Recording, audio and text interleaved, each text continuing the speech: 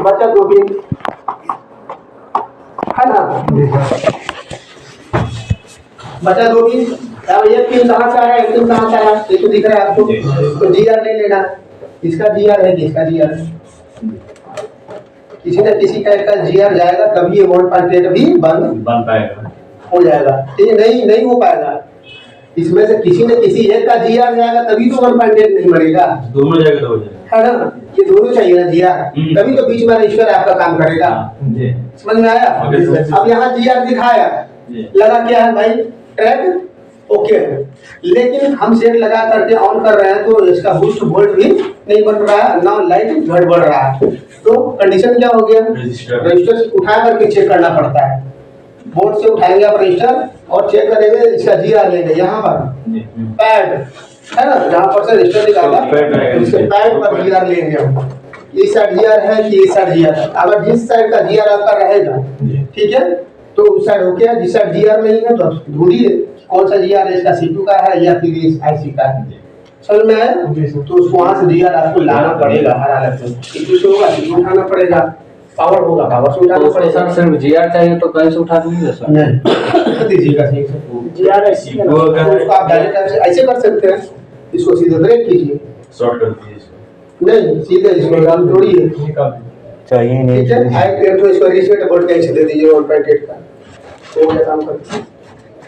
कहीं से एक रीसेट बोल्ट उठाना है ठीक है, लेकिन उस रीसेट को उठाने के लिए आपको बोल्ट का जरूरत पड़ेगा, क्योंकि सब जगह तो 1.8 आता है, लेकिन रीसेट वाला कौन सा है 1.8 ढूंढना पड़ेगा। RST बी ठीक है, BIO BA 1.8 कौन मारिएगा, समझ में आया, कौन मारिएगा इसमें, रीसेट वाला मारेंगे, यही मारना है, क्योंकि ये भी तो आ रहा है 1.8 लेकिन वो खोज रहा है कौन सा रीसेट, तो रीसेट ही चाहिए उसको।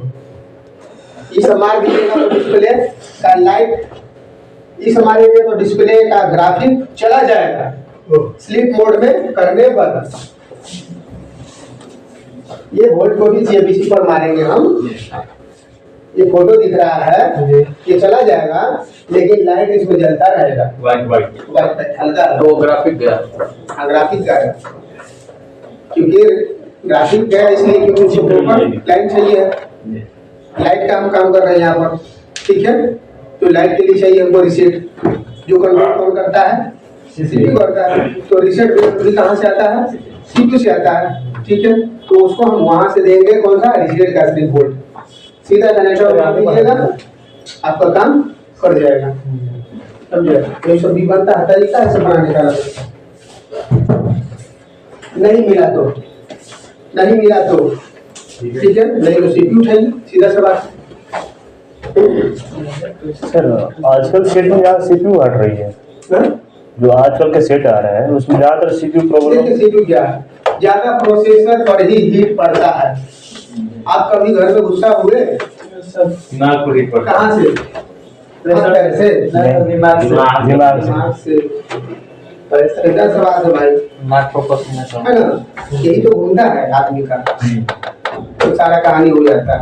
तो प्रोसेसर खराब है आपका तो वीडियो सब उल्टा सीधा काम करने लगता है ना। तो वही चीज सब जगह है। तो अभी का फोन में जो है कि प्रोसेसर कमजोर है, थोड़ा ज्यादा वीक है, थोड़ा यूज करते करते साल भर 1.5 साल हो जाता है, 6 महीना होता है, तो वो अंदर से ड्राइव थोड़ा चालू कर देता है। तो फोन हीट होने के फोन जैसे जैसे हीट हो रहा है ना, तो अंदर का जो बॉल है ना वो ड्राइव होने लगता है, ठीक है। और ड्राइव होने से ही प्रोसेसर जाता है या फिर फोन को फटता है। कौन सा चीज जाएगा सबसे पहले, जो बड़ी या नहीं बोलिए, सबसे पहले जाएगा क्या, जो बड़ा आईसी फोन फटकने में सबसे बड़ा चीज पर, एक बड़ा सा चीज को लीजिए वो जल्दी फूट जाएगा। छोटा पत्थर फेंको टूटेगा नहीं, बड़ा पत्थर वैसे पटक दो फूटेगा फटाक से, वो चीज है। तो जो बड़ा आईसी लगा हुआ है फोन में उस पर ज्यादा जोर पड़ता है, फोन को पटकने में, ठीक है, गिरने में। छोटा आईसी है, आप 1 लाख 50 टन टूटेगा, वो नहीं टूटता, ठीक है। अब इसमें ज्यादा बॉल है, अच्छा आईसी में भी बॉल है, तो भाई आप इसमें कितना है, सीपीयू में जोड़ लीजिए बॉल तो मोटा मोटी समझिए 1500 के लगभग बॉल। एमएमसी में कितना है 254, लास्ट 254 बॉल, ठीक है। उससे ज्यादा एमएमसी का प्रॉब्लम आता है। एमएमसी का प्रॉब्लम कब आता है, जब आपका मैंने हैंग हो गया या फिर हैंग करने लगा, ठीक है, फंस रहा है कहीं, ठीक है, स्टोरेज फुल हुआ, तब इसमें एमएमसी का प्रॉब्लम आता है। सर मेरा समथिंग J5 है, लेकिन आपका जो बोले कि ज्यादा सीपीयू का ही प्रॉब्लम आता है, तो प्रॉब्लम यही है, ठीक है, चलो कि आपका ज्यादा दिन फोन यूज होने से वो क्या होता है, ड्राई हो जाता है, ठीक है। थोड़ी से ड्राई होता गया, बॉल छोड़ दिया नीचे से, हो गया।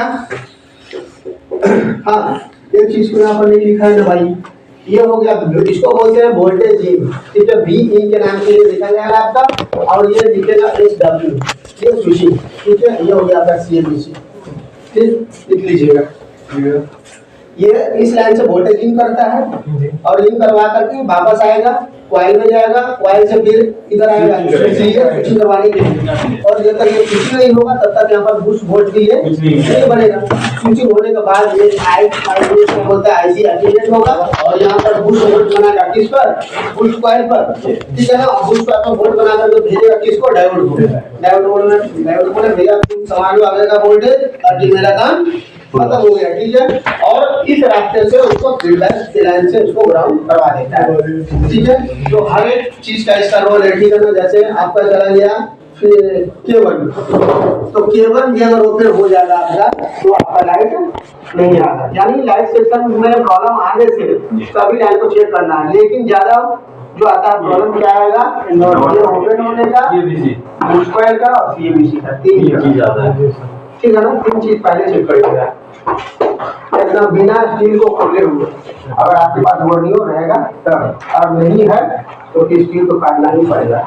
सम कनेक्टर चेक करना है, कनेक्टर सही है पूरा उसका या खराब है, तो उसे कैसे पता चलेगा?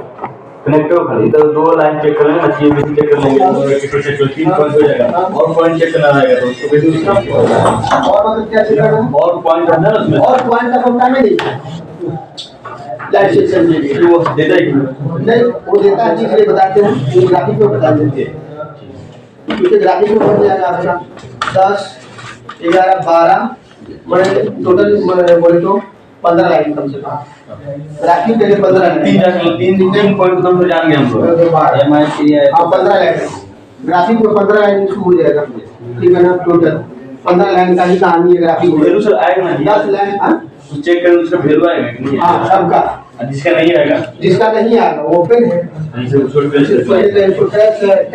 ट्रैक को ट्रेस करना पड़ेगा, ठीक है। तो इसमें लाइट सेक्शन में इतना ही का जरूरत है। हाँ ये बढ़ेगा आपका, जो अभी हम शॉर्टकट में लिखवाए हैं सिर्फ क्या है, तो ये K2 भी होगा, K3 भी होगा, ये भी बढ़ सकता है, बस एनोड नहीं बढ़ेगा, एनोड एक ही रहेगा ना, एनोड बढ़ते रहेगा, ठीक है। कैथोड बढ़ाया जाएगा, क्यों बढ़ेगा? क्योंकि जितना ज्यादा लाइन, जितना एलईडी को सीरीज किया गया तो पार्ट बाय पार्ट उसको तोड़ दिया गया, हाँ ठीक है। तो जितना तोड़ा जाएगा उसका उतना K बढ़ेगा। तो स्क्रीन पर वो ये कैसे बोलते हैं, फोल्डर पर डिपेंड करता है, जितना बड़ा फोल्डर उतना ज्यादा लाइट लगा होता है। ये लाइट बढ़ता है किससे, जितना K1 हो गया, जितना K बढ़ा उसका एलईडी उतना बढ़ गया, समझे। जितना K बढ़ा उतना एलईडी बढ़ गया। आप देखिए उसमें एलईडी में क्या होता है, कैसे होता है, ठीक है कभी, ठीक है ऐसे चला,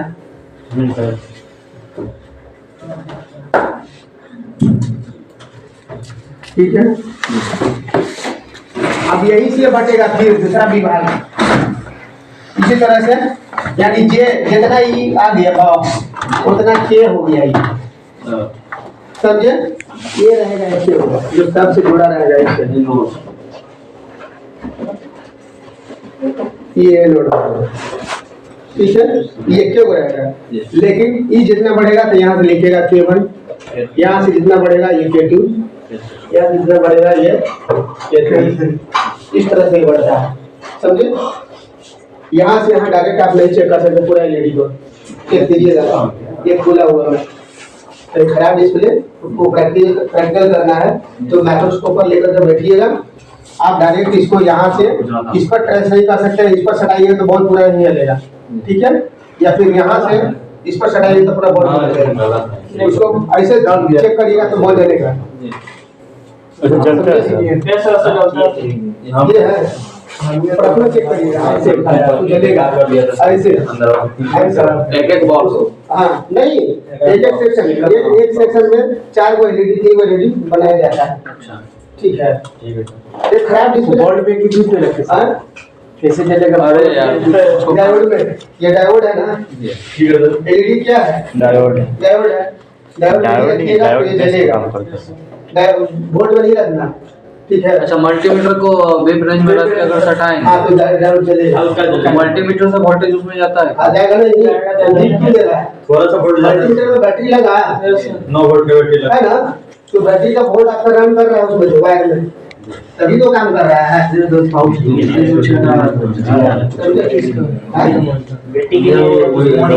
बैटरी नहीं है तो फिर काम नहीं करेगा। लिखिए